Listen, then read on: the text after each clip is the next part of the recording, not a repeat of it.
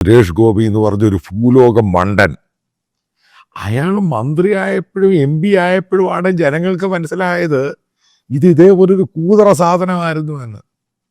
1% പോലും, അതായത് നോർമലായിട്ട് നമ്മുടെ രാഷ്ട്രീയക്കാർ പ്രവർത്തിക്കുന്ന ഒരു ശൈലിയുണ്ട്.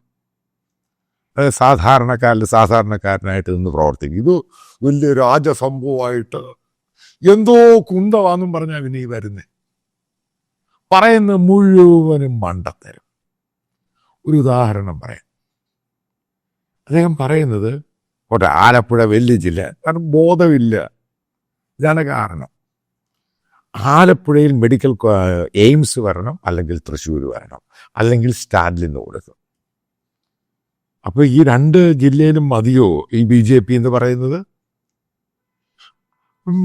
ഈ പറയുന്ന MT രമേശ് എന്ന് പറയുന്നൊരു ബോധമുള്ളൊരു പൊളിറ്റീഷ്യനാണ്. കാരണം അയാൾ ഈ പറയുന്ന സ്റ്റേറ്റ്മെൻറ്റുകളൊക്കെ വായിക്കാറുണ്ട്. അപ്പോൾ BJP തന്നെ ഷോക്കായിപ്പോയി ഈ സംഭവം. ഈ ഊറക്ക് എന്ത് പറ്റിയത്? 1% പോലും പൊളിറ്റിക്കൽ സെൻസ് ഇല്ലാതെ കാര്യങ്ങൾ പറയുന്നു. അതായത് ഇപ്പോൾ 2 മാത്രം ജയിച്ചാൽ മതിയോ? അപ്പം അതുകൊണ്ടാണ് അവർ കേരളത്തിലെ വലിയൊരു പൊളിറ്റിക്കൽ ശക്തിയാകുമെന്ന് പറയുന്നത്. ബേസിക്കലി ആലപ്പുഴ ഓൾറെഡി ഒരു മെഡിക്കൽ കോളേജുണ്ട്. അപ്പുറത്ത് മാറ്റി തിരുവല്ലായാലും അവിടെ 2-3 സ്വകാര്യ മെഡിക്കൽ കോളേജുണ്ട്.